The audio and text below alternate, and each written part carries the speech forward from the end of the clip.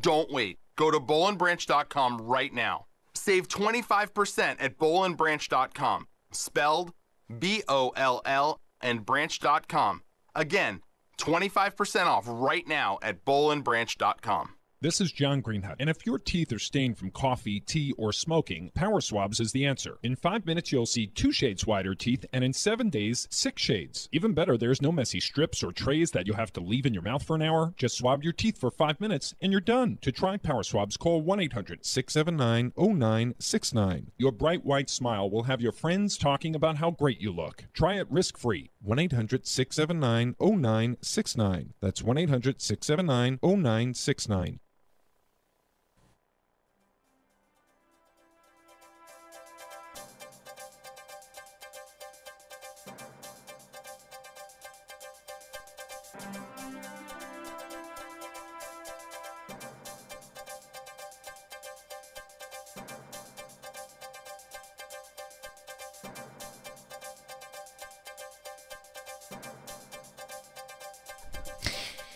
Good afternoon. You're listening to AM 1080 KSCO, Santa Cruz, AM 1340 KOMY La Selva Beach, FM 1041, KSCO.com, 404 on a Sunday. I am Jason Struby. Let's get a look at your traffic conditions. Slick roadways out there. We've got some traffic jams for sure. 17 northbound past the summit here. Down to bumper all the way through Los Gatos, just past town there. You'll be back up to speed. In the meantime, you are majorly stuck. We've got an accident there, 2 accidents rather, in the southbound lane. Traffic is affected that direction as well, but not nearly as bad, and that is near the summit. 101 northbound, a nightmare. Whether you're headed toward Gilroy or whether you're still stuck near Morgan Hill, you're basically backed up there for about 8-9 miles with a little break in between Gilroy and Morgan Hill. Otherwise, Moss Landing heavy in the northbound lane from just before the bridge to about Struve Road. And your other major roadways look good. Highway 1 in Monterey County all clear. 68, 183, 156, 152, 129. Highway 9, 218 all clear. Mid-60s tomorrow. Overnight showers almost certain. We'll get somewhere close to a half an inch. High winds as well, up to 28 miles per hour. Still got a couple 2 hours if you need to come down and get your last minute Doc Wallach products on. We've got you covered. 4:06, time now for the Veterans Take Charge radio show with your hosts, Justin Baker and Dave Ramos. And we are streaming live on YouTube at the KSCO Global channel. Please subscribe.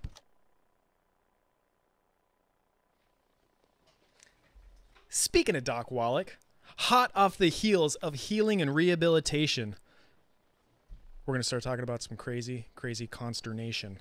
Man, I'm a poet, didn't even know it. Behavior that's... More and more, we're seeing signs of behavior that's destroying morale, that's eroding trust and degrading the individual. So I ask, where is justice, and what does that justice look like? Where's the honor, the courage, and the commitment with some of these actions, the loyalty, the duty, respect, selfless service, honor, and integrity, and personal courage? Where are our values when these conscious decisions that are negatively impacting others, where are those values? Not in my squad, not in my unit, not in my military, not in my community. I pledge allegiance to the flag of the United States of America and to the republic for which it stands, one nation, under God, indivisible, with liberty and justice for all. Welcome to the Veterans Take Charge radio show. Wait a minute!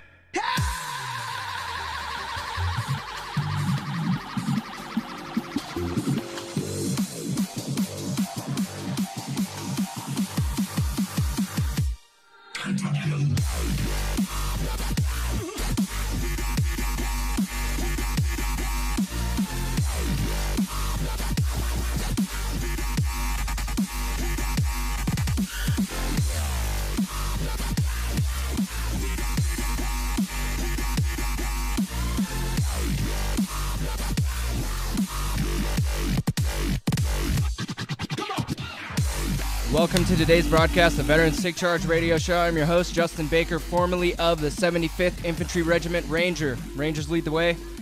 I've got my co-host with me here, Dave Ramos, Doc Dave Ramos, Big Sarge, U.S. Army's best medic, Western Region 2008, two-time combat veteran to Iraq. Dave, Yo.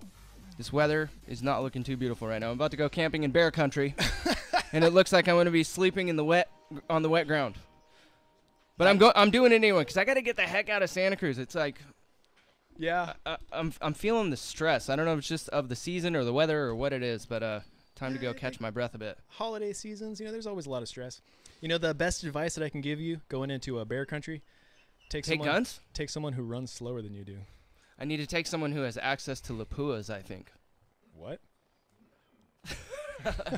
We've got one of them in studio right now. Yes. He was just showing me some cool pictures before the show. Last week on Veterans Take Charge, we had Nobel Prize nominated naturopathic physician Dr. Joel Wallach. For those of you who have never heard of Dr. Wallach, he's also a veterinarian. His veterinary research is in the Smithsonian Institute. It's a national treasure of the United States of America. And I just heard on a radio program yesterday where Doc Wallach is being interviewed on Genesis Communications that research is actually selling in textbook format for $25,000 a textbook. And all the big medical schools are buying it, and all the big veterinary schools are buying it because it is the most renowned research on animal health for any invertebrate species. Are we vertebrates or invertebrates? We're vertebrates. For any invertebrate species. Basically, we all suffer from the same types of diseases, believe it or not. So we get the same kinds of cancers as dogs and lizards, and so Doc Wallach's research is really the most renowned research for that reason. He studied over 454 species of animal, and he's done over 20,000 autopsies, 8,000 of them as a comparative pathologist, studying human corpses as well as animal corpses. And what he found was these huge connections with disease between animals and people. It's not so different. So he's been able to do research on human beings as well as animals. If you guys want to hear one of the most mind-blowing medical interviews we've ever done, and Doc, I've got to commend you too. You got down with some stem cell conversation. I love that stuff, man. And you guys started geeking out on me, and I couldn't even understand what you were talking about, but my jaw was like on the table over here because the information that was being passed through the microphone, it blew my mind. I mean, I could not have had that conversation with him because I'm not a medical professional like yourself. I can't believe he's reciting all this stuff without anything in front of him. You should turn his It's because I'm microphone not on. very good at reading, so I have to. Turn his mic on. My mic is on. Not yours, his. Brett, what's up, man? Hey, look at the little light right there. There you go. Anyway, so the Doc Wallach interview was fantastic. It was on November 19th. You guys can check it out at zbsradio.com. He went over so much good information. I mean, he literally said that all human birth defects are preventable with different types of nutrients at different times during the pregnancy process, and that's got huge implications for our society if what he's saying is accurate. I think we need to look further into this subject. I would love to have him back on the show. It's going to happen. You know Yeah. it will. All I heard was college textbooks are freaking expensive, man. Well, That's all I so when he released this research in the company that published it only published 10,000 copies, and they were $148 a piece, right?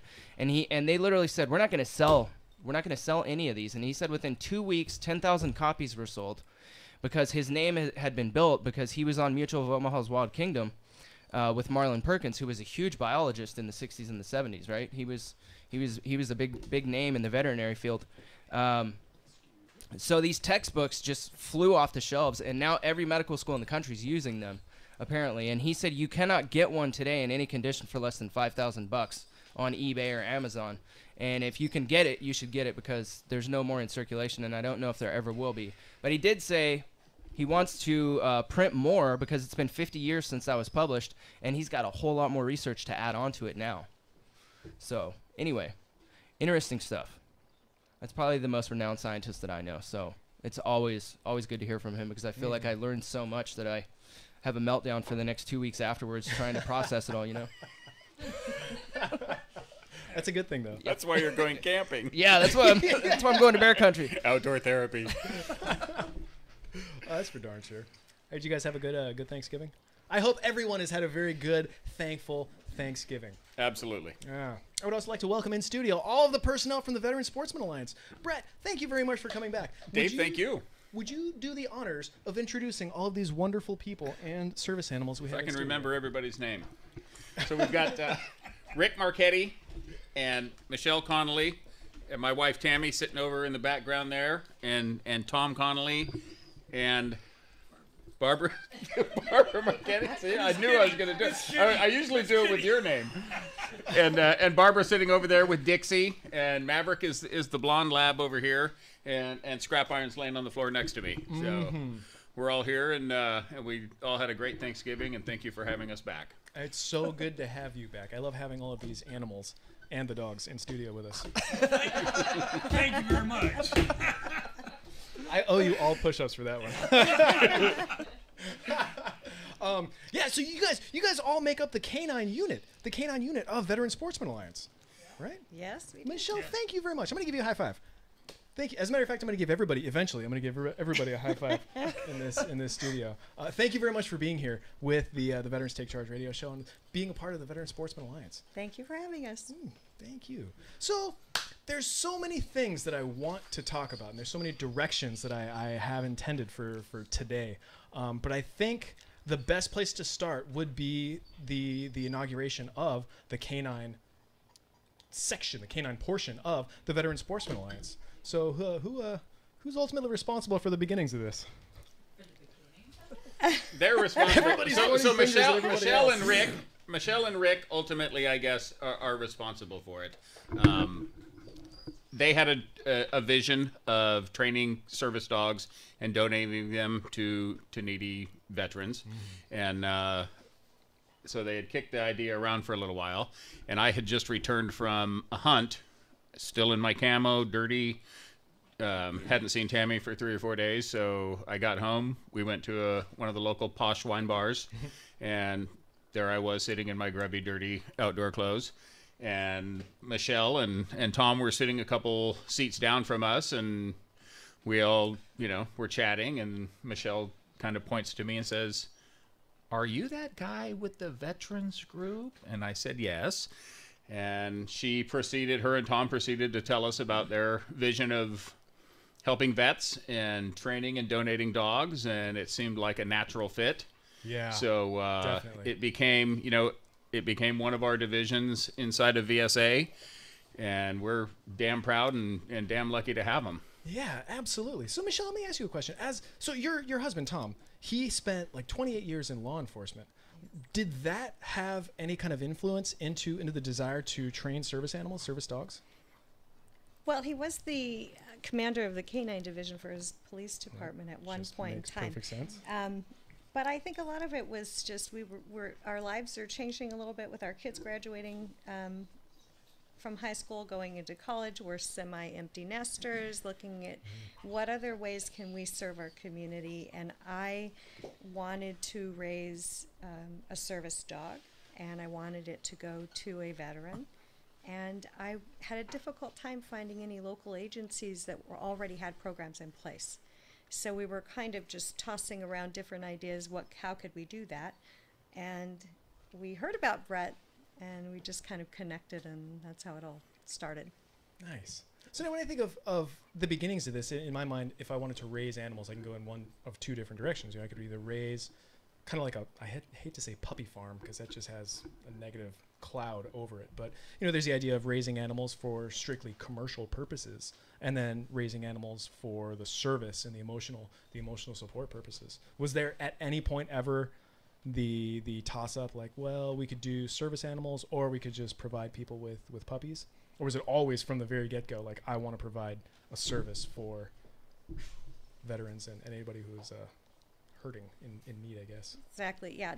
I've always wanted from the beginning to raise a service dog for a veteran with a disability.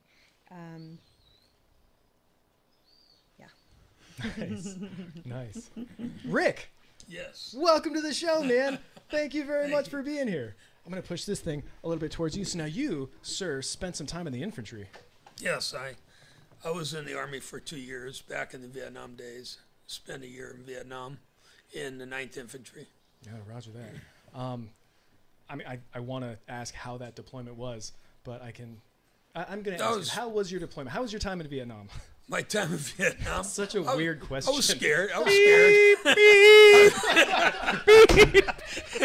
was scared the whole year. But I was young enough. You got a Purple Heart. Yeah, I got a Purple Heart and a few other things. But yeah.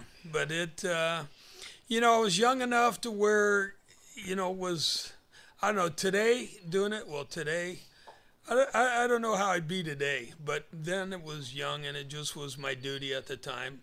I mean, all through high school, it was hanging over my head, and, you know, I just figured I needed to go in and get it done. So was this a situation where you approached the military to join, or were you Well, drafted? you know, I had opportunities to go into, like, Coast Guard, go into a 6-month reserve and stuff, but, you know, there was something in me that was a cop-out and stuff, so I went to look into enlisting, and then what I ended up doing was volunteering for the draft. You know, I wanted to go do it and get it done. I hear that. And then move on with my life, and that's really exactly what happened. That's some proud and steadfast action right there. You know, having that foresight, having that forethought, and knowing, like, this is my duty. This is my responsibility as a patriot here, as a citizen of this country. You know, I'm going to give you a high five. Oh, thank you. Thank you.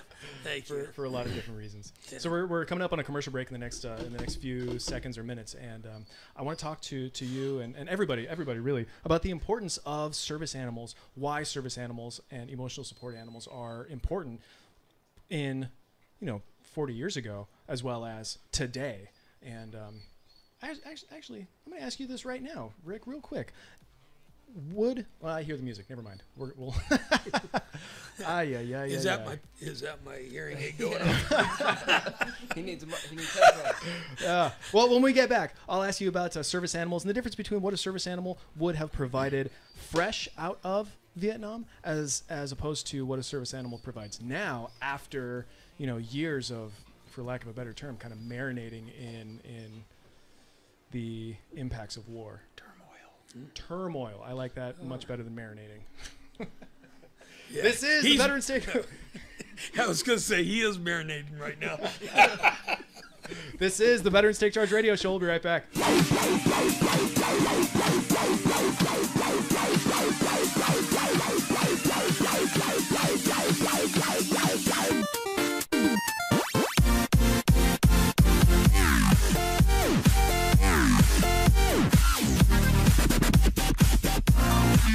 Hi, registered pharmacist Ben Fuchs here. I've been studying healthy bodies for 35 years, and what I've got to tell you may shock and surprise you, but if you listen up, it may change your life. My favorite cleaning product is plain old vinegar. The cool thing about vinegar is the fact that it's actually a type of fat. It's a hydrophilic lipid, or a watery fat. Because of vinegar's dual nature, it eliminates dirt, and at the same time, it evaporates like water. And the fatty qualities of vinegar that allow it to remove oily grime from furniture and appliances also make it an excellent substance for cleansing the skin. In addition to eliminating excess skin oils as well as dirt and makeup, it can help exfoliate and dissolve dead skin cells too. It dissolves the gluey stuff that keeps the dead cells on the skin surface. This gluey substance is actually a type of oil called glycolipid, and because glycolipid is composed in large part of dietary fats, what we eat can affect the characteristics of the glycolipid glue. Diets deficient in EFAs, for example, can cause glycolipid to become extra sticky, preventing cells from flopping off, ultimately giving the skin a dull appearance. It can also cause an ashy look that's the result of the accumulating dead cells piling up on the skin surface. To get rid of the dullness or the ash, simply add a little vinegar to a cotton ball and gently rub it on your skin. You'll dissolve the glycolipid, eliminate the dead cells, and reveal a shiny, healthy look as the new, fresh skin beneath the surface is revealed. Pharmacist Ben here, urging you to go to KSCOhealth.com to order Beyond Tangy Tangerine, the Healthy Start Pack, and other nutritional supplements that I personally use and recommend. You can purchase these premium quality products at wholesale prices online at KSCOhealth.com. That's KSCOhealth.com. I'm the pharmacist that believes that staying healthy and strong is not only about medicine, it's about giving your body the raw materials it needs to do its work. Go to KSCOhealth.com. Make sure you check out the cool videos too at KSCOhealth.com. That's KSCO.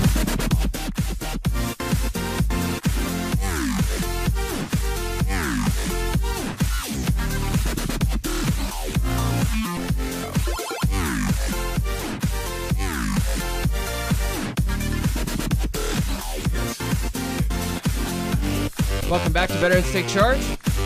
So we were just discussing on the break, and I'm going to go ahead and ask the question so you all can hear the answer. Is there a specific breed of dog that you look for a service animal, and why? I think we're going to gravitate towards, well, Dixie and Maverick are from the same litter, like we were talking about. They're golden retriever and black lab mixes. So they've got a great temperament. They've got all the tools, all the faculties that we need in what we're doing for the PTSD guys and what have you.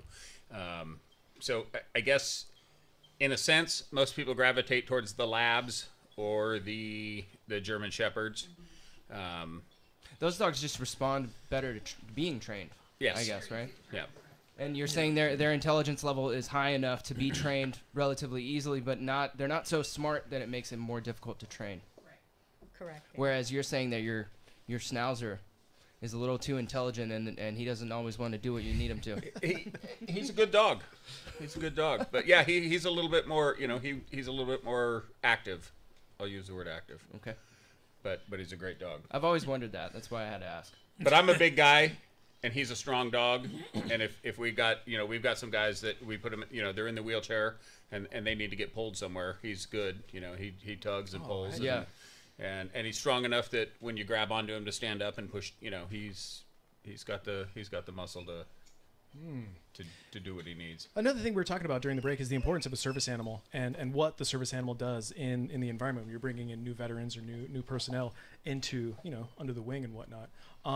Rick, getting back to what we were talking about just before the break, can you talk about or explain a little bit of the benefit of what a service animal provides and the difference of what a service animal may have provided, like fresh out of the military, in your case, Vietnam? Well, fresh out of my case in Vietnam, I never had a dog growing up, and then out of the service, Vietnam's a little different era than it is today. Mm-hmm. I could see the guy, guys coming out of my era, they were kind of, we were kind of abused, and we kind of, I know on my personal one, I kind of hid.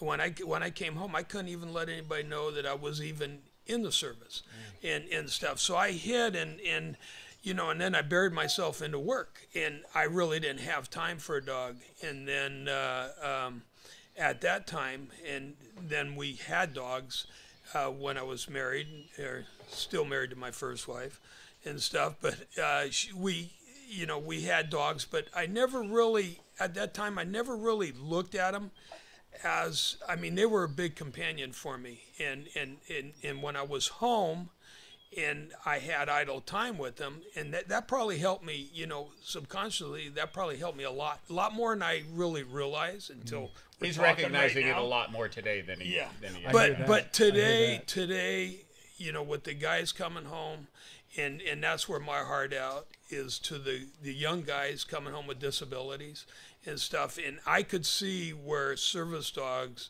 are so important to anybody with a disability, whether, there's so much PTSD going on right now, and guys that need companionship and just keep their mind going and stuff, because that's the important part. You bring up a really good train of thought, that when you got home, you buried yourself in work. When in 2008 I had a very tumultuous year, and I hit up one of my battle buddies and was like, hey, my life is going out of control and haywire, what do I do? And he says, dude, put your head down and just envelop yourself in work. And for what it's worth, that really did help me with my own personal issues and stuff going on. But at the same time, it calloused me to a lot of emotions. It built up a lot of walls and whatnot. And I feel like if I had a service animal, somebody, even if I'm burying myself at work, I can come home to an emotional support animal or somebody or something that's there to really engage with me, so I can identify, where those boundaries are at, and then tear down those boundaries, Right. No, it's with a dog today, it's more so because I think it's more awareness too for people that service dogs can do these things. Yeah. And before, when I got out, I didn't, I never heard of a service dog, and it just wasn't. And so as time's gone on, and some of the people that have had service dogs and what it has gained for them in their life, I really up until about 10, 11 years ago when I bottomed out and had my problems, I went back to the VA, and that helped me. But if I would have had a service dog at that time to help me, it probably could have, you know, for somebody that didn't really have tools to combat certain things, you know. And today with the awareness of service dogs, it's unbelievable, and it's so short of having service dogs for the people today. It's crazy. You really like mitigate those symptoms with an emotional support animal. We're finding a lot just in the fact that we do work not just with the younger vets from Afghanistan and Iraq and what have you. We work a lot with the Vietnam guys, and we're finding these guys are all getting to retirement age or beyond, right? And for 40 years, they did what Rick did: 18 hours a day, 20 hours a day. They work.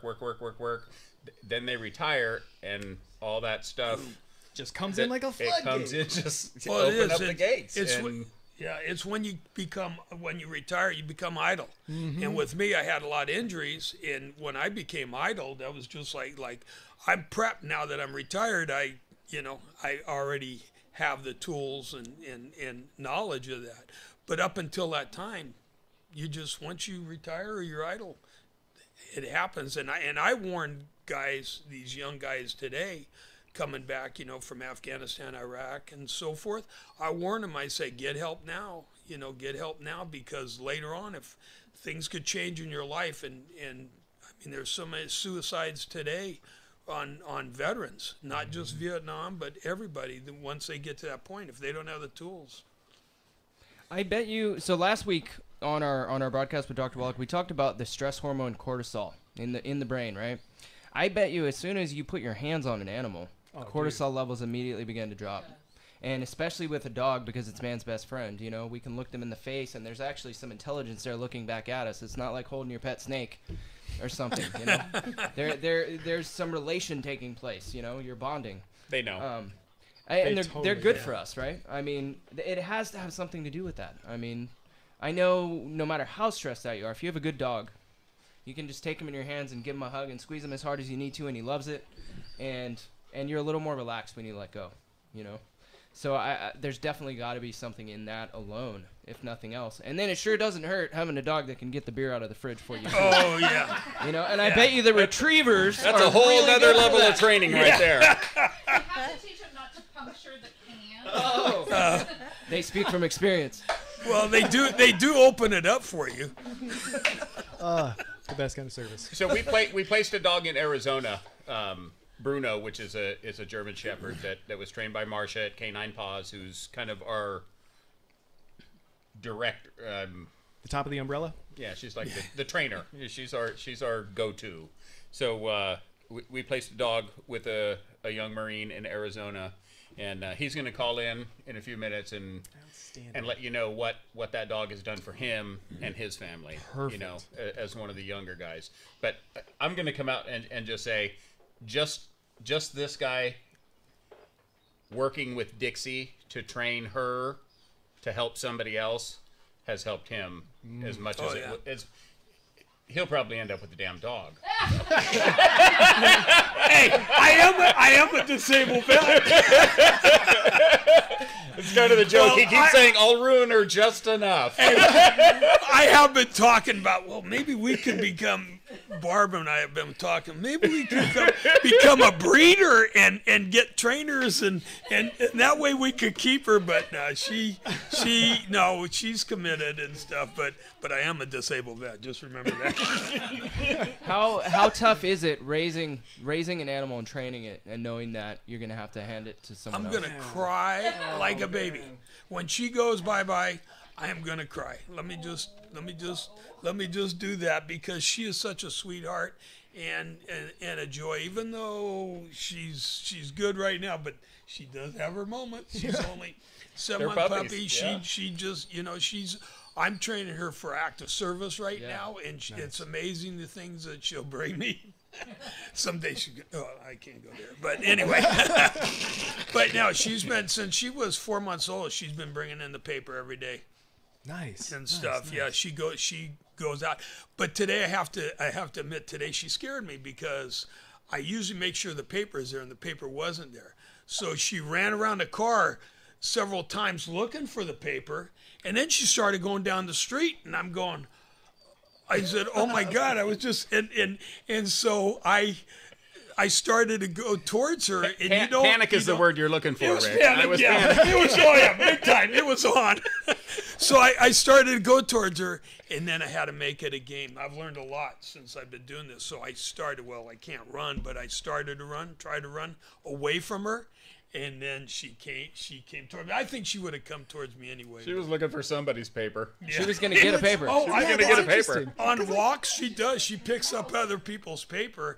What I should do is probably have her go up and put it on their doorstep. But she generally just gives it to me. That's and so stuff. amazing. She's getting you a paper. Yeah. You know, it's amazing because service animals and animals in general, when you teach them to do something, to perform a task, when they perform that task, there's that reward. You know, but if they can't perform the task, then there's the panic starts setting in. I have to find the newspaper, I have to find this, I have to find that. I've heard about animals in like building collapses, 9/11, and in other countries where the animals are doing body recovery, but they start freaking out when there's no more bodies to recover. So they've had people like plant themselves in the rubble so that the animals could find someone, have that sense of like accomplishment.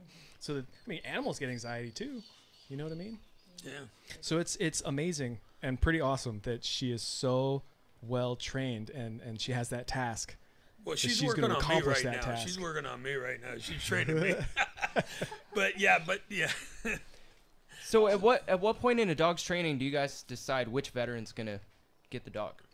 Because some vets probably, like, let's say he's missing his arms, right? The dog's going to need a little bit more specific training for that injury. Right. So So- we're working on that criteria right now. Most of their training in the beginning was about housebreaking them, socializing them with people and experiences and other animals, and then we've initiated the obedience training.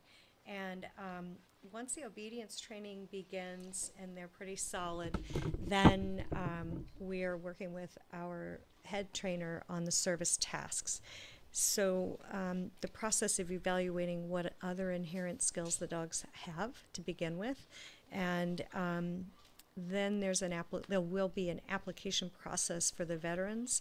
Once we select a veteran that would that has the needs that the dog can perform. So it's kind of a fine balance between what we can teach them, what service they can provide, and the needs of the veteran. So the larger dogs are very good for lift support. Someone who has access issues, lift support becomes an issue. Are they good at retrieving and retrieving items, or light, specifically maybe even a light switch, a door, opening and closing a door, and then as well as PTSD support, depression, anxiety. So it's kind of up to our lead trainer to look at the dogs once they're completely through their obedience training. What skill set do they have? And then we'll start the process of matching them. And then the veteran begins a whole training process with the dog and bonding with them, because you touched on it a little bit, but there is a bond that occurs between caring for your animal and training with them, and the feedback you get from the dog and what the dog gives back to you is very therapeutic.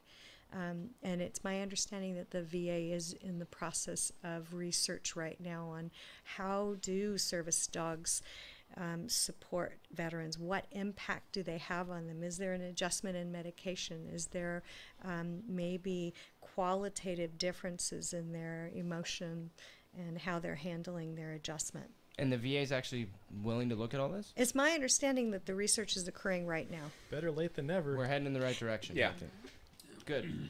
Oh, yeah. So, man, I had a question. I lost it. Oh, my bad. Well, that's all right, because we have somebody who's online, a special guest that you guys had coordinated. Garrett is online, and we're going to talk to Garrett. And I believe Garrett is on. Welcome to the Veterans Take Charge radio show. Hey, how you guys doing today? Pretty darn well. How are you, man? Oh, not too bad. Just getting ready for work. Awesome. Are we hearing? You guys can hear all right? Perfect. Hey, Garrett, we got a few minutes before the next commercial break, but I think it's perfect time. Can you give us a little bit of background on yourself, where you served in the military, when you served? And what your job was? Yeah, I was a grunt infantry. Started out actually security forces out in Virginia for the Marine Corps. Did 2.5 years in Virginia at Camp Pendleton. Did 2.5 years with 2nd Battalion, 5th Marines. That included one deployment to Afghanistan down in Shergazi. And that kind of wraps up, my military career there. I know it wasn't kind of broad there, but that's all it was. Those are the cliff notes, man. That's perfect. That's perfect. When did you get out of the military? I went in 2008, got out 2013.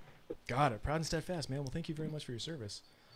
So as you know, we're here in studio with the Veteran Sportsman Alliance, and you are one of their very special guests because you have an interesting story with their service animals. I believe you are the first recipient? Yes.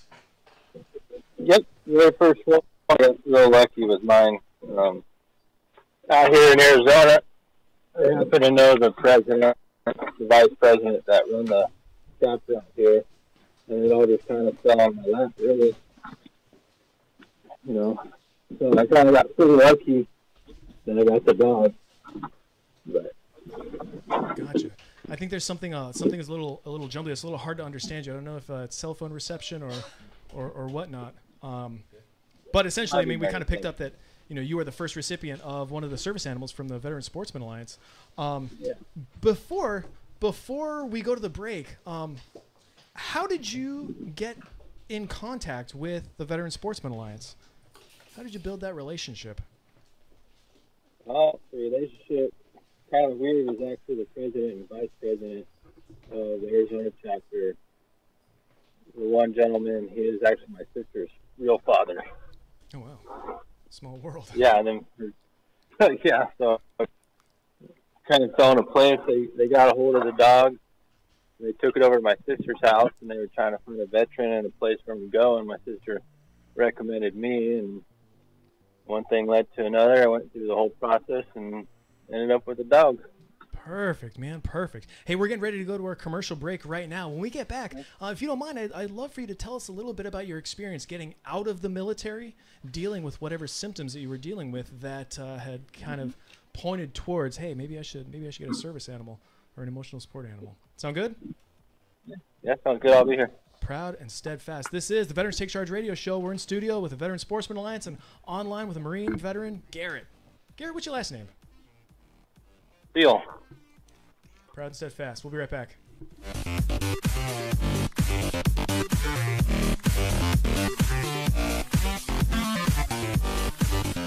Justin and Dave, send our vets to the True Olive Connection for pain, inflammation, anxiety, and sleeplessness and more. The True Olive Connection has 0 THC CBD oil, which means no cards, no license needed, just pain-free, walking away with lots of love. At the True Olive Connection in downtown Santa Cruz and in Aptos. And we at the True Olive Connection want to thank you and your families for your service. We hope you have a happy, safe, and healthy holiday season. Come on home. Opa!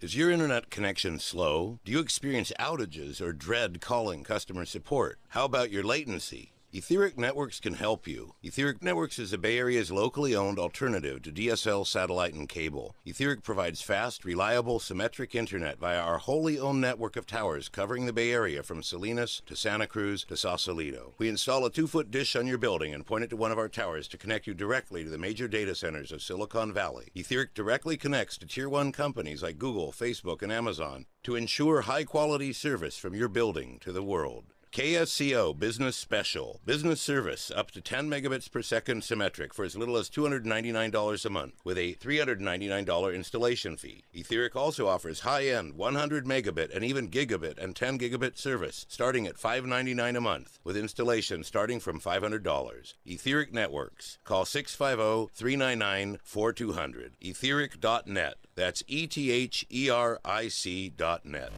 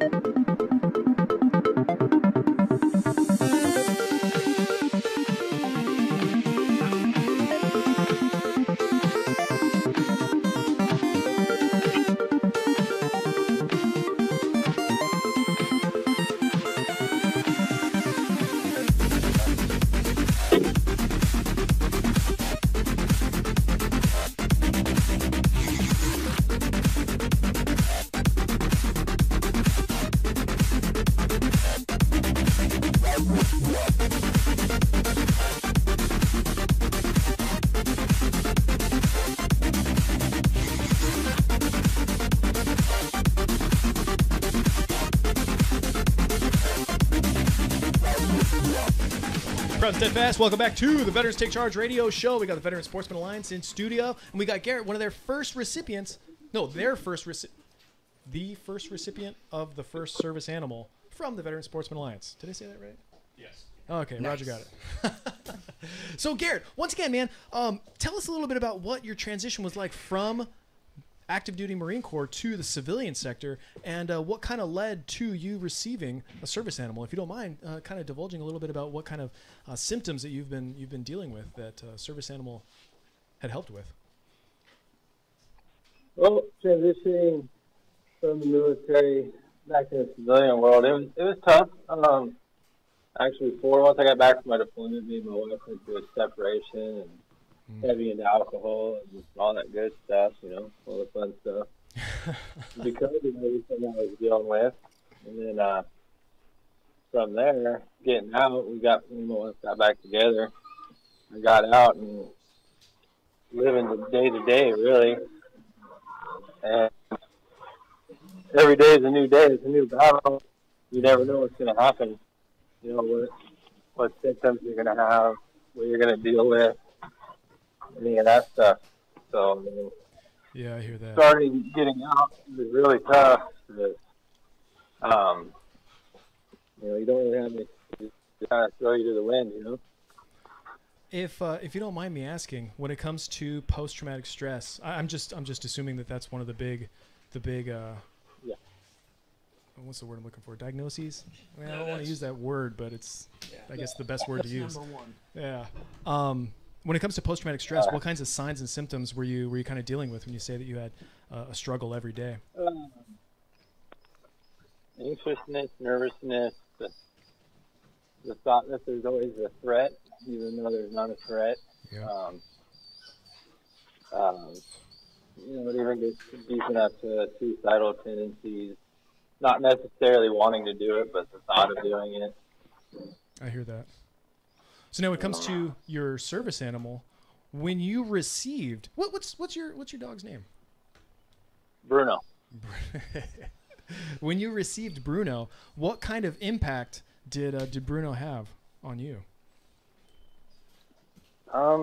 Best way to put it is I got my life back. I was able, most families get to go out and have a good time, go to the park, go out to restaurants and eat, and go out and enjoy the family, which I was never able to do until I got Bruno. You'd never catch me in a restaurant or out in big crowds. Now I'm able to go out and spend time with my family and actually enjoy that time with them. I mean, think about that. The impact of a service animal being able to enjoy your family, being able to enjoy the events going on around you, man. That's awesome. Good, man. Good. Oh, and enjoy sleep a little bit more too. Yes. Because Yes. he's trained up to wake me up during nightmares, so I feel a little bit more calm going to sleep. So. How long have you had Bruno? Oh, actually, just a year now. I got him about this time last year. Perfect, man. If another veteran was considering getting a service dog and was kind of on the fence about it, what would you tell them? It depends, on what they have going on in life. If they got, a job that is real busy and they don't have enough time to go out and train the dog, because it's not just going to a trainer once a week and training the dog. You gotta do it every day, and that's even after he's certified. You gotta still train him. So, I would always suggest it, and I would always tell them it's a great idea. But if they don't have the time in their life to get their dog trained up and work with them, then it's really not gonna help them. Yeah, that makes perfect sense.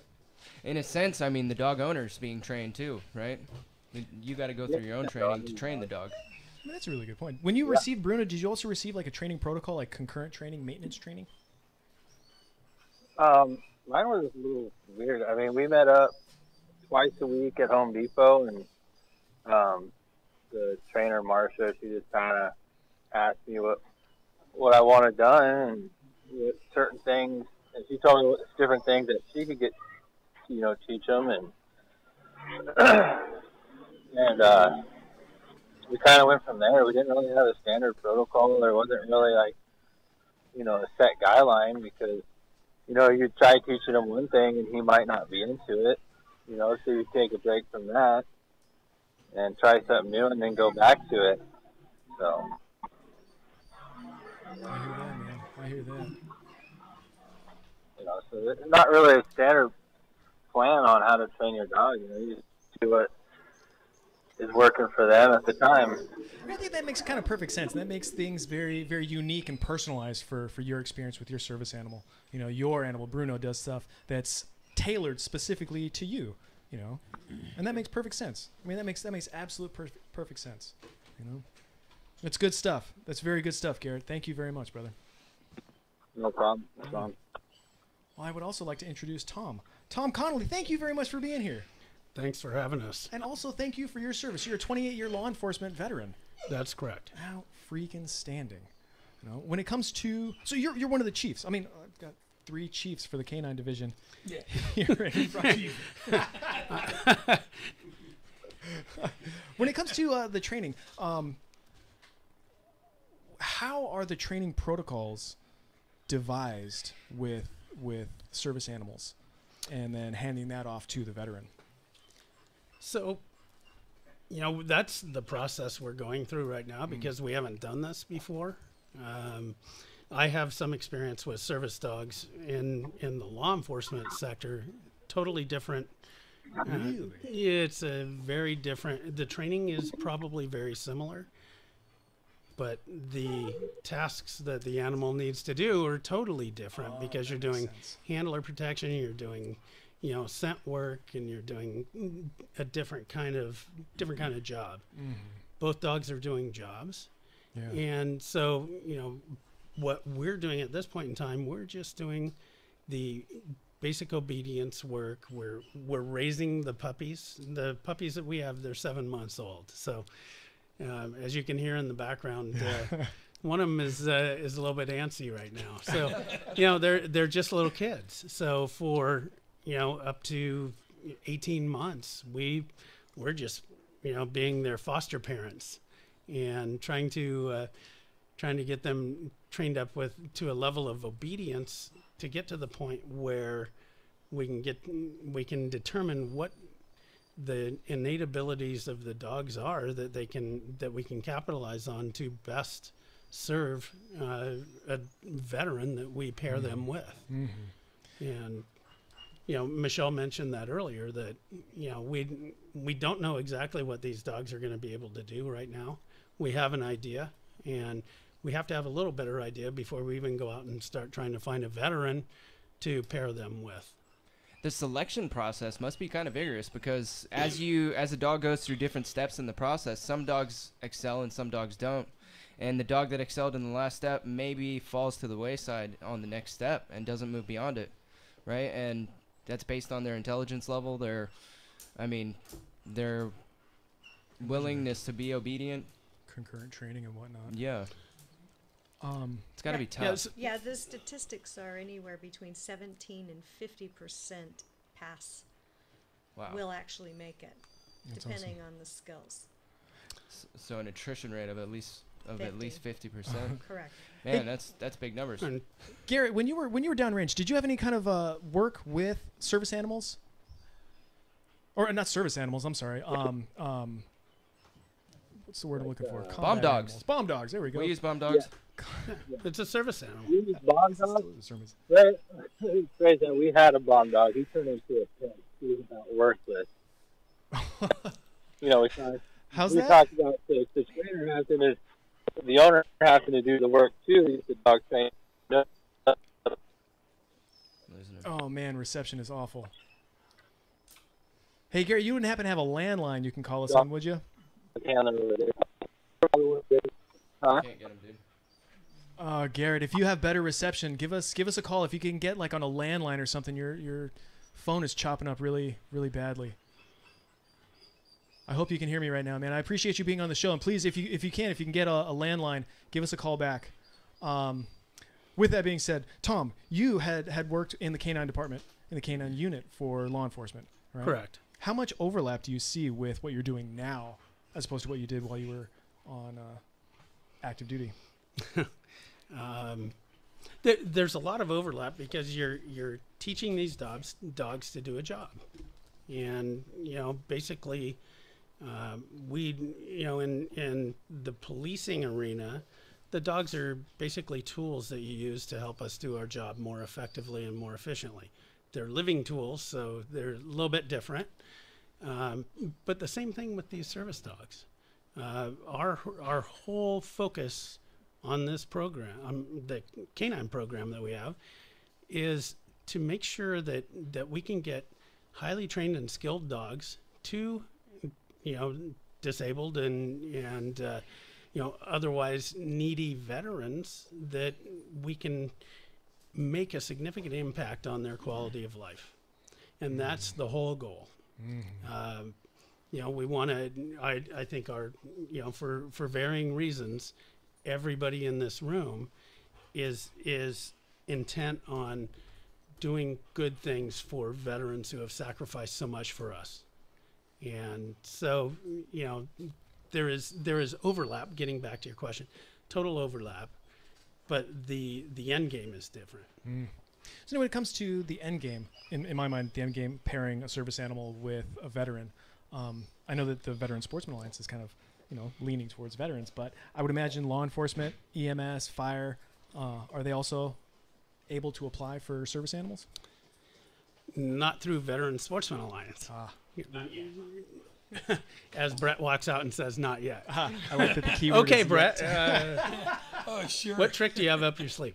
But there for all of those, and there are all kinds of professions, but those are the service professions that kind of go along with the military, where you have the same kind of conditions that people come out of the job. I mean, you're seeing horrible things.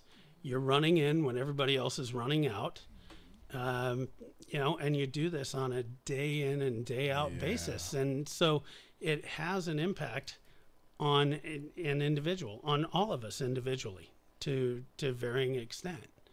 So yes, absolutely, service dogs could, for similar kinds of circumstances, help anybody who's gone through trauma and is having problems dealing with it. It makes perfect sense to me. Like, I would imagine that the rates of diagnosed post-traumatic stress and like anxiety, depression, bipolar tendencies, I would imagine they're very parallel with military and law enforcement and the other service industries. Would you happen to know?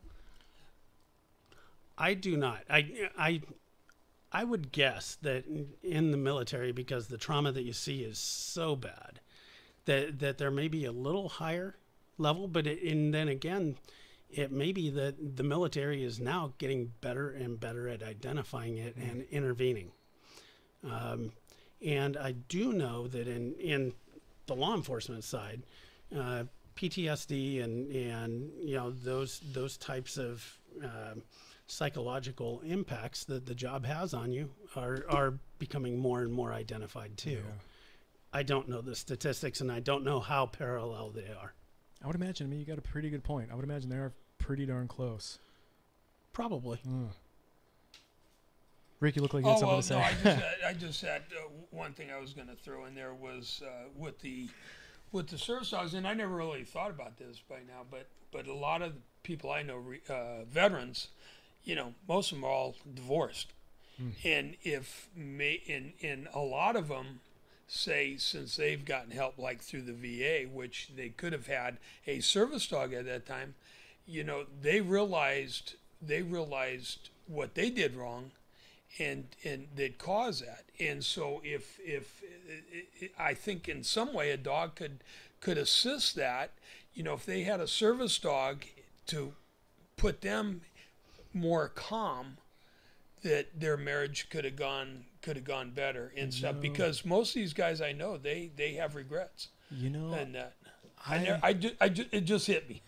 I think that's actually brilliant, because service animals, these animals help you confront a lot of emotions and a lot of feelings and thoughts. Whereas without them, we have a tendency to bury them or try and drown them or push them away and avoid them. Right. Whereas these animals help us confront them, process them, work them through, and then move on to the next situation. No, exactly. You know?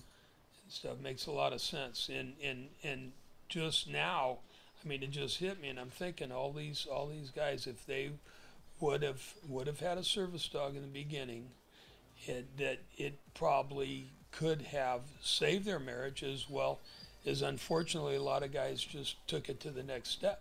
Could have saved that as well. Not only do service animals save lives, they can save marriages as well. Keep that in mind. There you go. Keep that in mind. That's my story, and I'm sticking to it. We're getting ready to go to a commercial break. We got about 5 or 6 minutes of news and sponsorship. This is the Veterans Take Charge Radio Show. We'll be right back.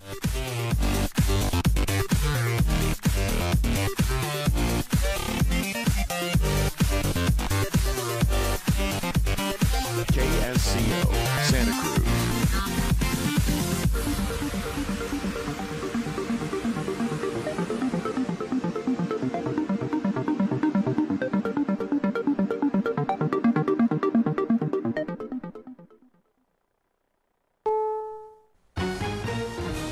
CBS News, I'm Pam Coulter.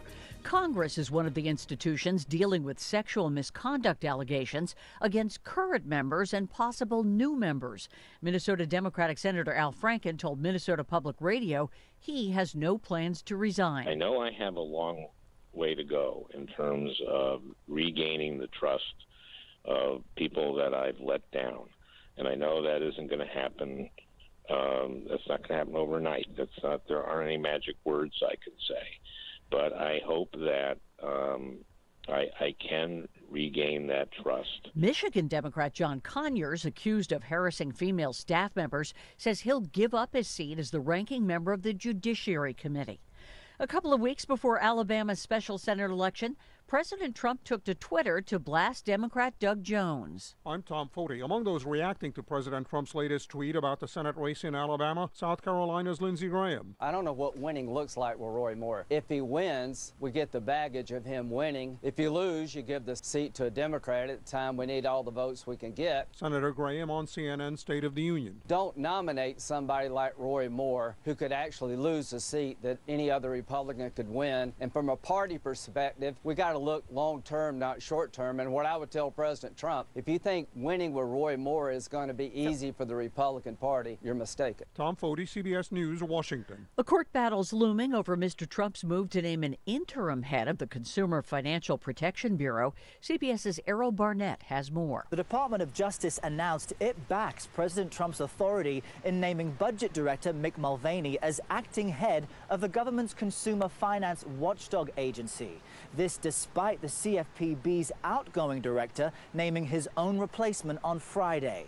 Democratic Senator Elizabeth Warren said the president is creating chaos and supports this dispute being settled in the courts. Retailer expectations are sky high for Cyber Monday. Smart shopping expert Trey Boge. This, I think, is going to be a blockbuster, and we saw those record sales on Black Friday as well. So things are really changing, and retailers really need to be on the ball in terms of offering great sales, great selection, fast shipping, free shipping, things like that for that online consumer. Indonesian authorities have raised the alert to the highest level for a rumbling volcano in Bali. The BBC's Rebecca Henschke has more. Authorities not taking any chances. They say that they're getting more very definite signs that Mount Agung, after weeks of rumbling and showing signs of eruption, is now getting closer.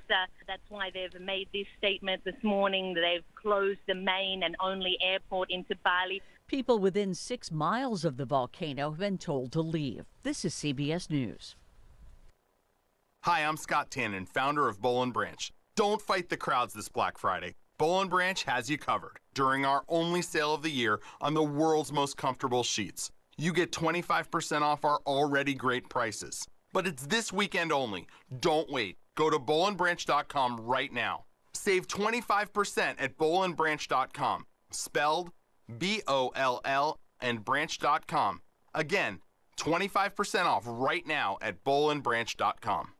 Last year, the #1 name for girls in the U.S. was Emma. For boys, Noah. But did you know that in Uganda, a baby born with a cleft palate or lip is given the name which means cursed by God? Those children are destined to grow up in isolation. Smile Train empowers local doctors to do a simple surgery to correct untreated clefts for as little as $250, and it's 100% free for the child's family. To learn more, visit smiletrain.org. That's smiletrain.org.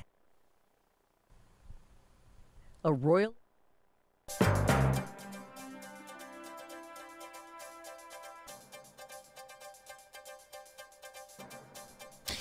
Good afternoon. You're listening to AM 1080 KSCO Santa Cruz 504 on Sunday. Let's get a look at your traffic conditions. Highway 17 northbound to the Cats. Heavy, although things much improved from earlier. You're also a bit below the limit just past the Summit in the northbound lane. Southbound 17 all clear. 101, your major traffic area northbound. Many miles of traffic as you approach Gilroy and again approaching Morgan Hill. Less so there. A little bit of traffic northbound through Prunedale as well. Quick look at your CHP board. 101 southbound at San Miguel Canyon. An accident about 5 minutes ago. Looks like they're still investigating whether there were injuries there. And at 4:43, a collision reported 101 southbound at Monterey near Hollister Gilroy. No injuries there, thankfully. Hit and run reported at 4:30 3rd Avenue at Torres in Monterey County.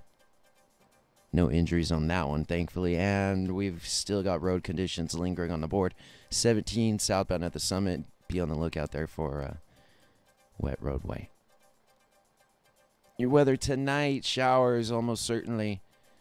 Looks like we'll get up to a half an inch of rain tonight. High winds as well, up to 25 miles per hour. Tomorrow, showers most likely as well. 50% chance of rain for tomorrow, actually. Looks like a high near 62 for tomorrow. Tonight's low, 50 degrees. We'll be getting cooler as we progress through the week. 40s overnight for Monday and Tuesday. Mid-40s. Your boater's forecast for the Monterey Bay includes a small craft advisory in effect through tomorrow night. And we are streaming live on YouTube. Check out the live stream and please subscribe. KSCO Global is the channel. If you Google that, find the channel, find the video. It's 5:06, time for hour 2 of the Veterans Take Charge radio show with your hosts, Justin Baker and Dave Ramos.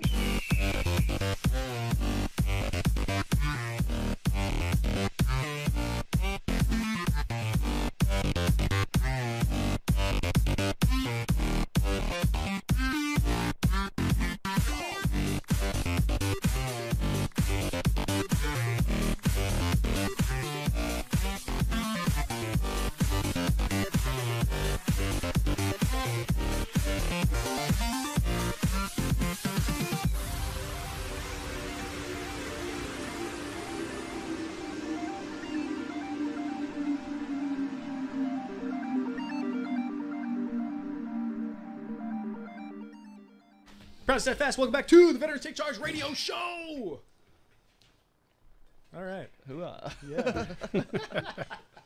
So we're in studio with the Veteran Sportsman Alliance and the canine division, and I'm very glad that you are all here. And I'm very glad that you brought your canine service animals. Yeah, we've been talking about the initiation of this, why it's important, how it works, and we are, this has been very solution oriented, which is fan-freaking-tastic because, again, the plight of the veteran is something that is very unique. It's very it's hard to identify because you have to go through it to really understand it. I mean, those of you who have gone through a situation where your life is threatened, law enforcement and EMS, fire, and the military, you see life through a different filter. All these experiences really impact us, and they kind of shape our subconscious. They shape our characteristic, and sometimes it's really good. Some people can really thrive in the face of trauma and post-traumatic stress. Some people deal with it differently. I guess that's the best way to put it. Some people thrive in it, but when it's over, it becomes a huge problem. Mm-hmm. And that's what I found in my case. Yeah, like a lot of I us. thrived in that environment with those people who all thrived in that environment with me. But once it was gone and I was alone and the problems were still there, now what? Yeah. You know? And I've heard so many good things about service animals in general. And we've interviewed people with all kinds of crazy service animals that I never would have thought could be a service animal. Maybe they shouldn't, but but it can be therapeutic. And Yeah. so there's no denying that if the person's telling you, this helps me, and this is how, then who am I to judge them for that? It's working. We still have Garrett on the line, and I want to continue talking to Garrett. He's a Marine Corps veteran who has received the Veteran Sportsman Alliance's first trained up service animal. And Garrett, you still with us? Uh-oh. That is Garrett, right? Yeah. Okay. I would like for him to recap. Try it again. Garrett, can you hear us? Yeah, I can hear you guys. Oh, much better. Hey, I think we can hear you much better too. Yeah, there you go. So if you don't mind, can you kind of recap a little bit of what you were talking about in the last hour? Again, it was a little hard to hear and understand you, but if you don't mind, can you recap some of your symptoms with post-traumatic stress and how Bruno, your service animal, has helped you through that process? Yeah. Well, for starters, I mean, just anxiety in itself. People with PTSD usually have really bad anxiety, and I definitely do. So just having them around, having someone watch your back. I mean, because normally you're used to having your partner or your brothers over there watching your back at all times, and you kind of lose that safety net. And so just having him there relieved a lot of the anxiety. Just having Bruno around has gave me my life back, because I can go out and do things with my family now that a year ago I'd have never even dreamed of doing. I hear that, man. You also brought up hypervigilance, and I think that's extremely important to really identify as being in a crowded environment or just stuck with your own thoughts and being always on edge, always in high octane, driving on red. But having that animal, having your service animal, having Bruno, helps to lower that hyper vigilance, and then you can enjoy your family, enjoy the park, stuff like that. Yeah, a lot of the little things people, that you don't even realize that going to the park is not such a big deal, but for guys with PTSD, and I mean, some guys have it way worse than others. There's guys that might have a couple nightmares here or there, and there's other guys that can't even leave their house, because they're so stressed out. But yeah, for sure. A lot of people take going to the park for granted, and I definitely don't anymore. So let me ask you this: before you got your service animal, what were you involved in any kind of treatment or any kind of therapy? No, I gave up on the VA. It's not an uncommon story. I've heard that story many, many, many times. Tired of being the test dummy for the VA. They just shove pills down your throat, and every week it's a new one. I was on 7 medications, and now I went back and started getting more help through psychiatrist stuff, and they got me back on 7 more medications, which, I mean, I don't take them, but I have to refill the prescriptions so they don't say that I'm refusing their help. But yeah, right.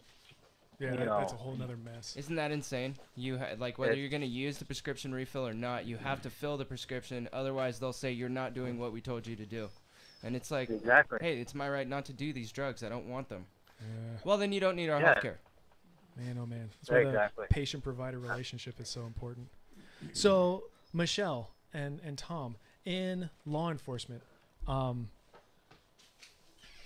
doggone it, the question just escaped my brain. It was going to be about post-traumatic stress and service animals and the recognition of symptoms. Dang me. I apologize. I'm going to get to it, though. Do you remember Cleo DeLoner? Oh, She was a female Somali veteran of that conflict, and she became law enforcement for 18 or 20 years, and she said that scraping up dead bodies off the road, because she worked a stretch of highway where there was tons of car accidents and a ton of fatalities, that ultimately did more damage to her than the whole Mogadishu Black Hawk Down issue did that she took part in, and she ended up shooting herself in the head. She was the one who I was mentioning to you gentlemen about how she equated deploying in the military and deploying in law enforcement is two separate things. Where deploying in the military is a very concentrated dose of action, fast and heavy. Quotes. Whereas deploying, law enforcement, you're there every single day, day in, day out. You're going to car wrecks, and you're going to, child abuse cases, and you're going to fires, and you're going to robberies, like back to back to back to back. How common are service animals in law enforcement? The veterans of the law enforcement. That's the question I was going to ask. I think it's very uncommon. Really? I really do. That's I think unfortunate. I think PTSD is something that has not been as diagnosed for law enforcement or public safety or any kind of first responder kind of thing as it has with the military. One thing I was thinking, and Michelle will vouch for this, I've been retired for 8 years. When I go to a restaurant, I still have to be seated watching the door. Exactly. I do not feel comfortable with my back to anything. Totally. That was kind of one of the things that I was going to be leading towards. Is like, I would be very curious to know what the statistic comparison is between military and law enforcement who have diagnosed with depression, diagnosed with. I hate to use the term post-traumatic stress disorder because it's such a freaking umbrella. It's not a disorder. It's just post-traumatic stress. Another thing. Yeah. Right. Something we've all lived through in one way or another. How many have dealt with suicidal ideation? How many have dealt with alcoholism? How many have dealt with failed marriages? Because again, getting back to it, I would imagine the service industry, law enforcement, EMS, fire, as well as the military. There's so many overlapping parallels. The job is a lot alike, for police officers and veterans. I would say, like you said, though, the veterans, when we deploy, it's not nonstop full battle rattle for a whole 15 months. It's like a lot of downtime followed by a couple gunfights, or maybe no gunfight, but a 10-day mission where you're grimy and dirty and you're out in bad guy land, and then you get home and you're like, well, not even a gunfight. What was that for? That wasn't even a fun one. but law enforcement is there every single day and dealing with car accidents and dealing with gunshot victims and maybe being gunshot victims. I mean, that's long-term PTS. That's 20 years of it in a row. I mean, that may be even worse than what we come back with. Hey, Garrett, real quick, why did you join the military? Probably something I should have asked like a half hour ago, but... Are you still with Garrett? Oh, man. I don't know if we lost him. No, he's still on there. Oh, dang me. I'm sure he'll call back. Okay, so let's just jump into... Why are there no service dogs for the police? There should be. There should be. There really should be. Expansion. There should be. Expansion. We're working on it. 501c3 covers that. Actually, I'll tell you a little story. My brother was a police officer for several years and got out of it relatively quickly because of the different things that he saw. People getting run over by trains or dead bodies or this, that, and the other thing. A lot of domestic violence things. He would go to a call. He'd be filling out the paperwork. The guy that just beat the hell out of his wife was walking out the door. See you later. Nothing's ever going to happen to me, kind of thing. He left early. He ended up hanging himself. He committed suicide. I'm sorry to hear that. Many years ago now, I guess. I don't really remember. It's been about 10 years. But he went into law enforcement really wanting to do good things and serve the people. Yeah. And he saw a lot for a little town and it affected him and he ended up hanging himself. He had other issues that came along with the fact that he got out and there wasn't any help for him. And we noticed a big change immediately when he finally just said, I can't do this anymore, and walked away. We noticed a big change and it spiraled out of control and he ended up committing suicide. We have not interviewed all that many law enforcement officers or the family of, but what we have had on this show, you were the third person that either had a close family member, brother, sibling, or was law enforcement that made a suicide attempt. I mean, John Preston's brother, John Preston, Marine, recording artist, Iraq veteran, he was on air with us a month ago, and his brother had taken his own life, and that was after 20 years of being in law enforcement after a Marine career. And then Cleo DeLoner, the female veteran who shot herself in the face, I mean, after 10 years... She had like 2 or 3 suicide attempts before that, too. Yeah. I mean, so it's prevalent in law enforcement. Maybe, we're seeing the worst that mankind has to offer in these professions. I mean, war is the ugliest thing that we could ever do to each other. And law enforcement officers see secondhand versions of that all the time because when it's done, it's been done. The crimes have been done, and they're looking at it. And that's disgusting. And that's what we're faced with, being a veteran. And then we come home and we get to cope with that for the rest of our life. And like you said, many of us just bury ourselves in work. For me and Dave, it's this radio show and veterans organizations and veterans events and putting the network together. But essentially, we're doing the same thing. We're burying ourselves in that.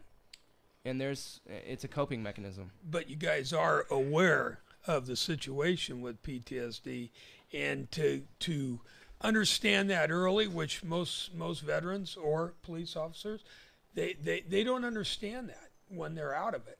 And it comes on, and as time goes, it gets worse. And then if they become idle, sometimes it's too late for guys, whereas if they understand it now, or if they had a dog, a service dog, when they before they got to that point, it could maybe keep them stable, leveled out, and stuff. For many reasons too. So this is a very loaded question that I'm going to ask kind of around the table. Before your service, be it law enforcement or the military, and then comparing that to after service, have your morals, ethics, or values been impacted by your service in any way, shape, or form? And that's a pretty darn heavy and very broad question, but there's some specific reason why I'm asking it. I started in law enforcement at 19 years of age, so I think it actually shaped me even more. How long were you in law enforcement? A total of 5 years, but I was a sworn peace officer for 18 months. Right on. I mean, those are the things that develop us, especially at that age. We're so malleable. Yeah. I think that your core values and what you believe are set when you go in. And I went in with the best of intentions, like everybody else. We want to help people. We're there for the adrenaline rush and all of that stuff, but we want to be the ones running in when everybody's running away to help people save lives, warrior do those mentality. kind of things. That's the mentality. It's the up. warrior mentality. It's the saver mentality. I think for me during my career, those were tested. Your core values are tested. They're and you have to do a lot of introspection. Now that I'm on the back end, I've completed my career and I'm a little more mature, maybe. But don't believe them. But those are, those core values, they're stronger now. Outstanding. But they do get tested for sure, and it's a test of your character. No doubt. We're getting ready to go to our first commercial break of the second hour. Rick, I'm going to ask you the same question. Garrett, I see you're back online. I'm going to ask you guys the same question as well about your moral, ethical, and your morals, your ethics, and your values, if they have been impacted in the military in any way, shape, or form. Veterans Take Charge Radio Show. We'll be right back.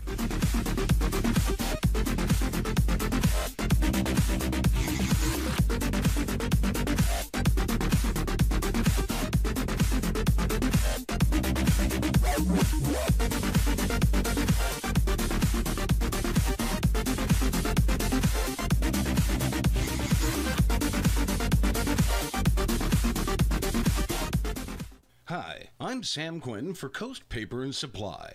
Founded over 60 years ago, Coast Paper and Supply continues to be the one-stop local supply source for businesses, large and small, school districts, special events, and for your home. Their 1,800 square foot showroom is huge, and it's packed with everything from paper and janitorial supplies to whatever you need for shipping and packing, no matter if you're moving your business or your home across town. They've even got motel-hotel amenities, disposable food service items, and even eco-friendly cleaning supplies. Discover for yourself why many local businesses, schools, and people go to Coast Paper and Supply for selection, low prices, and great customer service.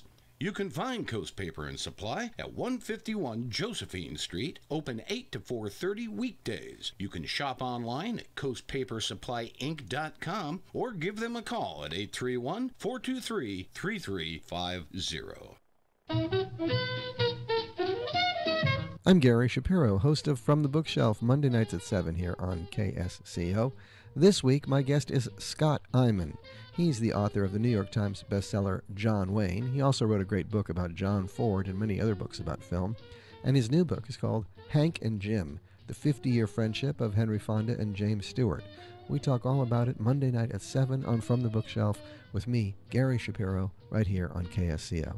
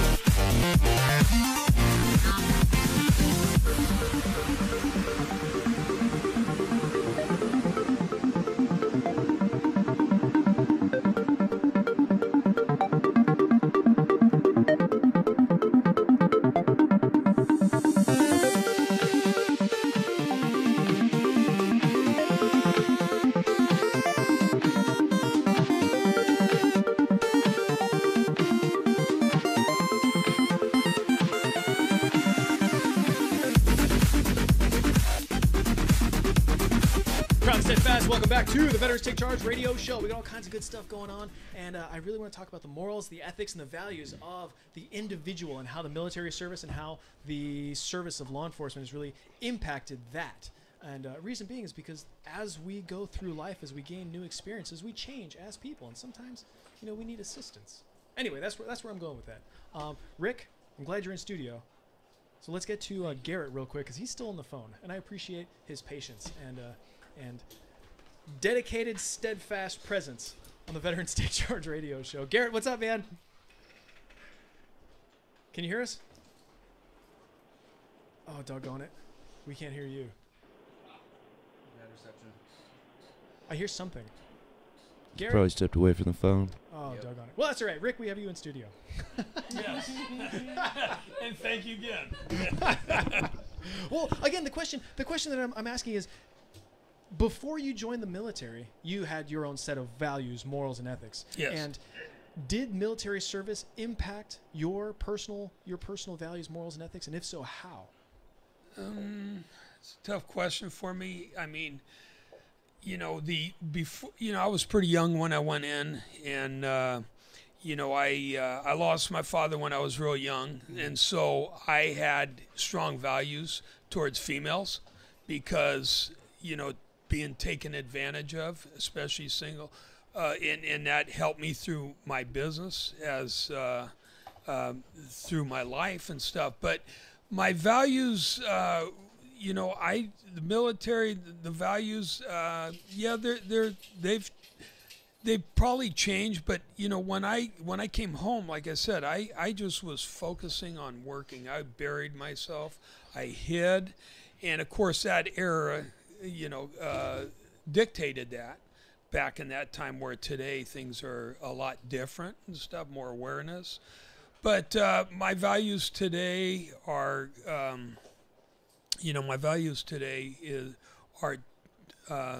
they're strong, and the right now my values today, I'm just more heartbroken for the young veterans that come out with disabilities today, and that's why I'm here right now, because that was my passion and stuff towards the military. But my values, as far as what the military has done, it's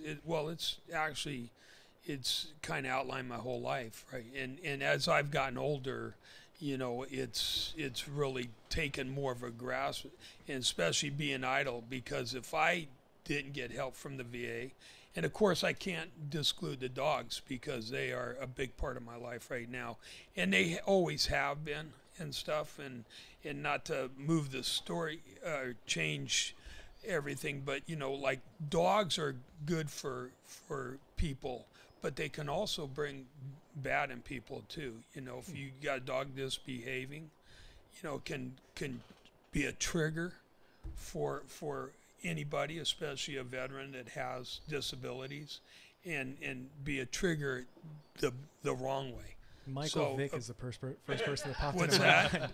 So Michael Vick is the first person that popped into my mind. We're going there. Yeah. But no, that's true. They can actually trigger, and I have a story that I won't share. My wife knows about it, about when we first got married and had a dog that did so. Oh, yeah, there she goes. She's laughing. She knows, and I'm very embarrassed about that, and I cannot share that. But that could have been a typical. Oh, you want to hear that off the air? I don't. But that is a typical thing. So, you have to have an obedient dog and stuff for that. So that's a big thing about having a service dog, because it is obedient and won't ever put somebody in that position. I hear that. It definitely will help a person. But my values, they're strong right now, and they've always have, and maybe even stronger now. Good. That's exactly what I wanted to hear. Yeah, no, they're stronger, and then of course with the dogs and in life. Right now, I'm living life right now because of this is my passion, what I'm doing right here, and and I can't, I owe it all to all these guys here, because being friends with Tom and Michelle.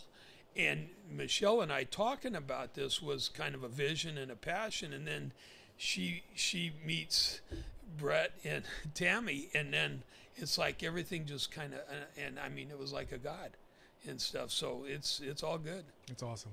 It's It's all good. Garrett, are you with us? Garrett?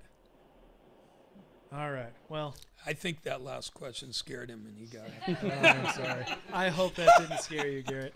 But the reason that I'm asking all this stuff is because it's, in my mind, it's very important. But on December 9th, the whole conversation is kind of revolving right now around December 9th as well as December 16th. Vets for Vets, the organization that I'm involved with, as well as a good, solid handful of strong veterans here in the community, we're going to be presenting a film screening as well as a discussion panel coming up on December 9th as well as December 16th. December 9th, both events are going to be on Saturdays, and both events start at 4 p.m., 1600.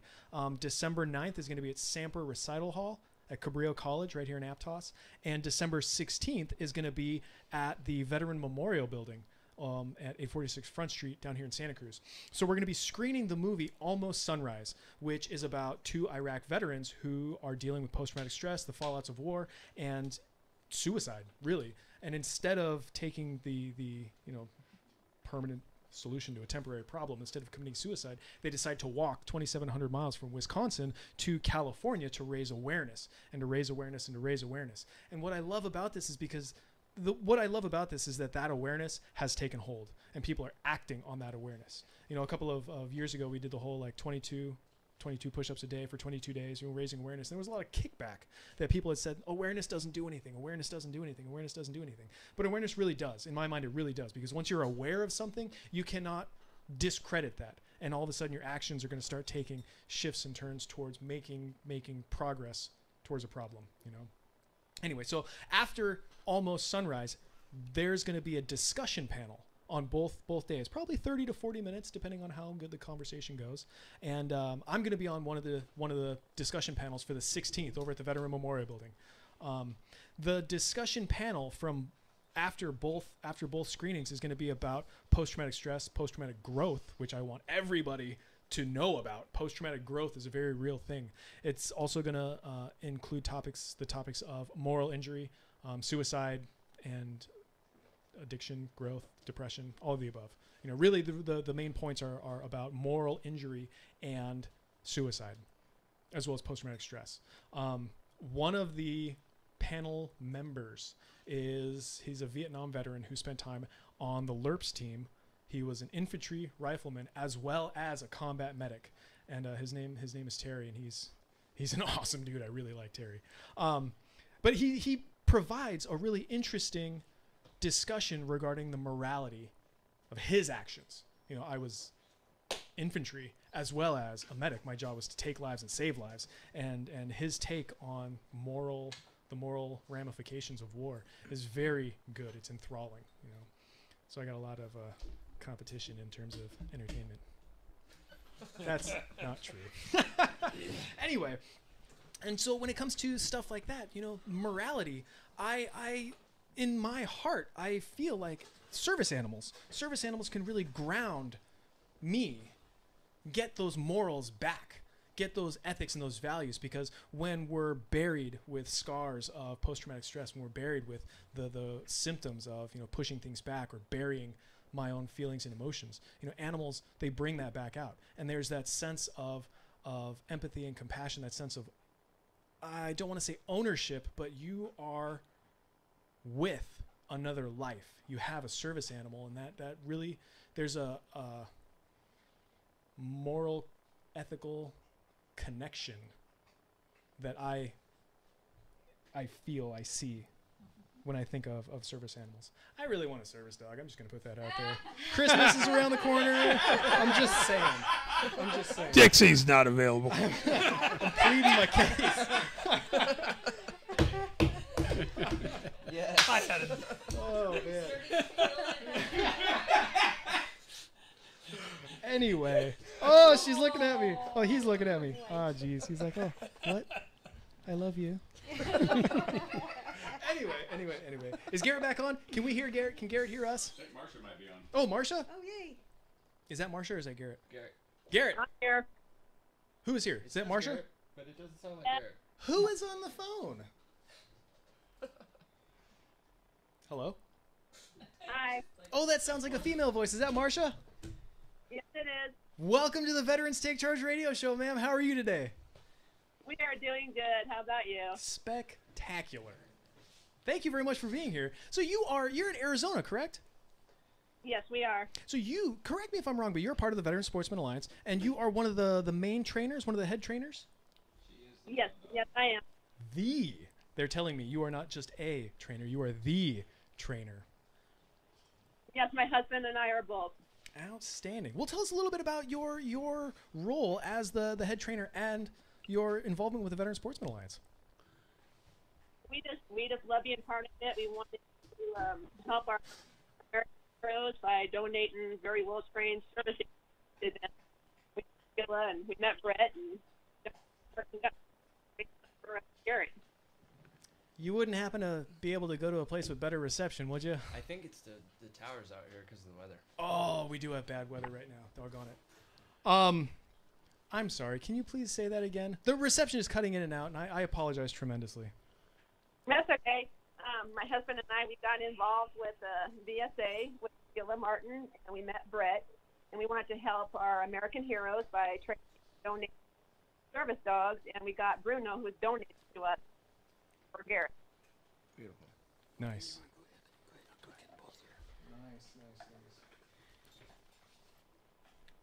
What's your experience with training animals? We love it. If we could do it full time, we would do it full time. But unfortunately, I can't. So we do it, work full time and train full time, and everything and everything we do. Just out of curiosity, can you kind of give us a rough ballpark estimate? How many hours go into training one animal?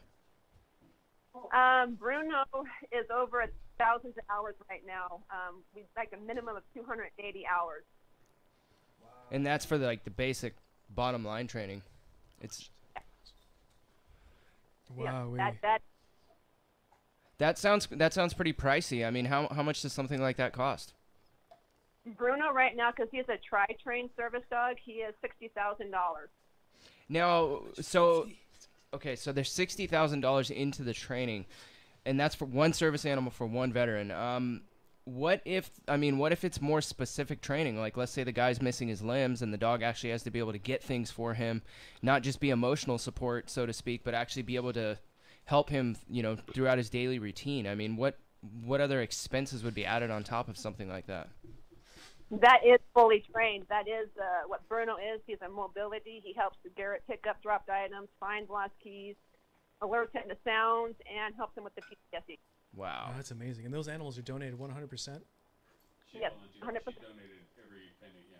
Wow. And the dog. I want to give you a high five. And to pick the right dog right off the bat, I mean, you guys are looking for specific breeds. We were kind of talking about that a little earlier on. I mean, how much does the dog cost when you get the dog to begin with?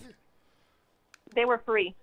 Okay, so you guys had access to the animals, but then you had to put $60,000 per animal to get them to that level of training. Not including food. Yeah, that's expensive. The The VA could afford that, though. I think they should. could, but they don't. How can we get them to help fund something like this? We just need to keep going to Congress and our statement and everything, and just keep pushing for it. We need our veterans taken care of. Do you have any idea how many veterans out there need service animals? Is that something that they're even looking into to try and just put numbers together? I mean, how many vets need this? Last count we had 4 years ago was a minimum of 150,000 on a waiting list. Wow. 150K? Oh my That's how many gosh. vets need it, and there's 60,000 in animal times 150,000 veterans. If the VA has They got more anything than enough to negative pay for say that. about this, I'm gonna call for freaking pitchforks and torches. Holy smokes! Well, we know it works. I mean, we've had I would say you guys are at least our fifth dog training nonprofit that we've interviewed over the 3 years that we've been doing the show, and so obviously this is something that's needed, and people see that. Because it's effective. And a lot of people are getting in and getting their hands dirty and doing the work to give the dogs to veterans who need them. So this is something that needs to be funded. That's all there is to it. Straight up and flat out. Yeah, That's we a lot of need, money. it's true. We need sponsors. We go to an event every year in Vegas, and we pick up sponsors. We have one amazing sponsor who donates grooming supplies and vitamins for our dogs. Outstanding. Some of these major pet food chains like PetSmart, I mean, that would be a huge tax write-off for them. And the numbers that I'm being shown over here on the phone, is that $9 million? Billion. $9 billion? They could afford that. Jeez Louise. They just spent $9 million on statues at VA Palo Alto this year. Yep. I know. Yeah, they're opioids everywhere. If they can afford that, they can afford some well-trained animals for our veterans. Yeah, we need them for our veterans, and awesome, we do. Well, ma'am, stick with us. We're getting ready to go to our last commercial break of the show. We got about 15 or 20 minutes on the other side, and I want to talk about the future of the Veteran Sportsman Alliance and the Canine Division and what we all collectively can do to help support your mission and the mission of the Veteran Sportsman Alliance. Sound good? Sound good to me. Rock and roll. This is the Veterans Take Charge Radio Show. We'll be right back.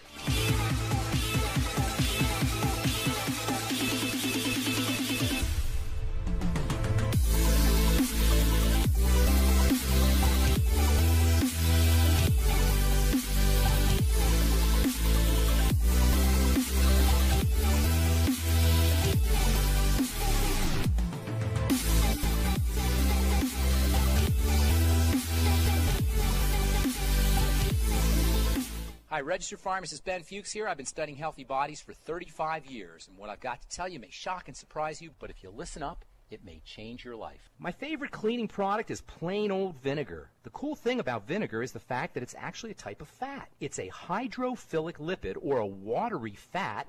Because of vinegar's dual nature, it eliminates dirt, and at the same time it evaporates like water. And the fatty qualities of vinegar that allow it to remove oily grime from furniture and appliances also make it an excellent substance for cleansing the skin. In addition to eliminating excess skin oils as well as dirt and makeup, it can help exfoliate and dissolve dead skin cells too. It dissolves the gluey stuff that keeps the dead cells on the skin surface.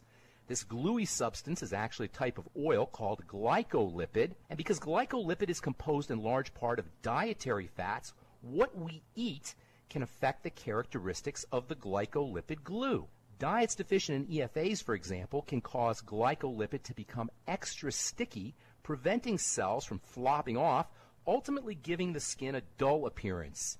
It can also cause an ashy look that's the result of the accumulating dead cells piling up on the skin surface. To get rid of the dullness or the ash, simply add a little vinegar to a cotton ball and gently rub it on your skin.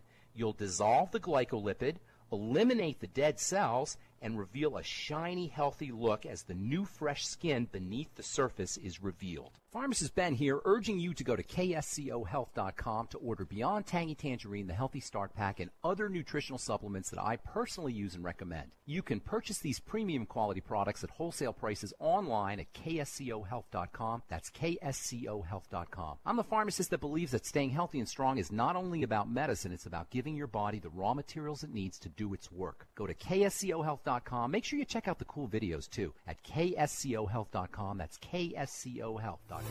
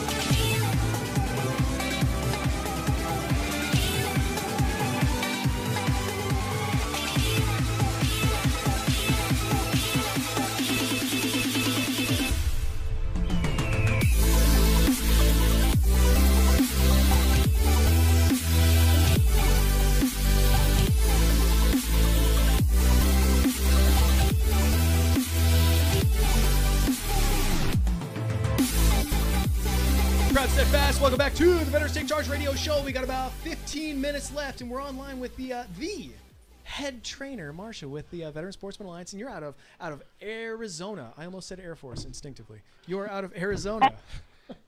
Yes, we are. Hey, so I got a question. Can you give us a little bit of insight on the impact that Blue Falcons have when they bring their non-service animals into an environment where service animals are allowed? And essentially, I mean, I used to be a security officer at a very prestigious local attraction, and we had people that would try and bring in their animals that were not emotional support animals or not service animals, and that really does have an impact on everybody else. So can you kind of share your insight with that? Yes, we see a lot of that where people are bringing in their pets into the grocery stores, non-pet friendly stores. Emotional support animals do not have public access rights like service dogs, because service dogs are individually task trained to perform for a disability. Nice. They're actually classified as medical equipment. They're like a wheelchair, an oxygen tank, a cane, or a crutch. Nice. The bad impact is that the laws are in the books to change to where only certified professional trainers can train these animals. We do agree and disagree. Some people know their disabilities, more than what they need, like Garrett knew what he needed. We believe that people can own or train, but with the guidance of a trainer. There is no such thing as a certified service dog. You don't need to go online and buy a vet ID tag. Our dogs on VSA do get a photo ID card with the VSA logo and that they were trained under. That's awesome. That's awesome. It really is disheartening that some individuals would bring their animals full well knowing that they are not what they're claiming to be. And really, I mean, it's kind of like that whole bad apple analogy. One bad apple is going to ruin it for everybody else. Yep. Wowee. Yes, wowee. Well, we've only got a few minutes left, and I really want to talk about the future of the Canine Division of the Veteran Sportsman Alliance, and also what people can do to support. How can people get involved, and what that involvement looks like? What are some of the future plans and projects that you guys have going on? We would love to do some fundraisers, online auctions maybe. We would love for people to sponsor a dog where they can pick a dog from our lineup and pick sponsor that dog for a year or 6 months to pay for their vaccine, buy training equipment, buy food, buy treats. Those are all expenses that we pay for out of the pocket. It's great if they can do that. They can even still sponsor Bruno for treats and equipment. All the dogs need vests, and we would love to have the public help with our dogs for our American heroes. I hear that. It's great. You know, one vest that Bruno has, tactical vest, and it costs, I believe, $170. Wow. Reception was kind of cutting in and out, so I'm going to ask one of our in-studio guests about exactly how to do it. But the point definitely comes across. You know, these animals. I mean, first off, the training in itself costs $60,000, and then on top of that, you know, there's a cost for food and the cost for equipment, just like the training vest you're talking about, or the actual tactical vest that you're talking about, and then medical bills, veterinary care, vaccines. You know, there's a lot that goes into caring for even just a single animal, and to know that you guys have plans for expansion and whatnot. I mean, that's impressive and amazing. Yeah, thank you. I would love people to puppy raise our dogs if they want to. Nice. Where can people go to get more information on this program? Veteran Sportsmen's Alliance website. Click on the new tab for the K9 division. Makes perfect sense to me. Do you guys have a donation button already built and everything? We do have a donation button. And Okay. all donations, I don't know if you can hear, but all donations can be directed to the service. So on our website, we have a donation button, and so we have a lot of things going on. And when you go to the donate, you click donate, you put in how much you want to donate, and you can direct funds directly to the Service K9 division, just putting a note in where it says message. And anyone can, because we have a lot of people that don't agree with hunting. You know, VSA does a lot of hunting. We do things. If you don't agree with that, you can certainly agree that giving making a donation to these dogs to provide to a veteran is certainly a noble thing to do. Absolutely. And so you can direct your funds where you want it, and send big checks. Yeah. Our hope is to get people involved at the sponsorship level, where we want them to become part of the program. I mean, at certain levels of sponsorship that we've decided we're going to do, and I forget the dollar amounts, but hey, if you donate this amount, you're going to be taking care of a puppy for a year. Say, you're gonna be able to meet the puppy. You're gonna have some say into what we name the puppy. Oh, that's kind of and what we want to do is we want to engage people. We don't want to take their money and say thank you very much and not engage them. We want to get as much engagement in our program as we possibly can, because that's that knowledge and getting the awareness out there, and it just, hopefully we can build that and get some momentum with it. You know, the sponsorship's really an investment. You're Absolutely. investing into the healing of a veteran. You're investing into the well-being and the life of a service animal. You're investing into a program that's doing some very beneficial things for other people. Cheaper than having a kid. The dog. Right. Which gives you something to follow. So to expand a little bit on what Tom was talking about, if you become a quote-unquote sponsor of the dog, you take part ownership of that dog, so to speak. So you get to follow that dog from puppy stage through the training. You know, like Tom says, you'll have say in what the dog's named, you know, and certain activities. So, and you can follow that dog all the way through its life. So how much would it cost if I just simply wanted to name a dog Rambo? That's all I want to do. That's all I want to do. And you get to come over and clean up after him.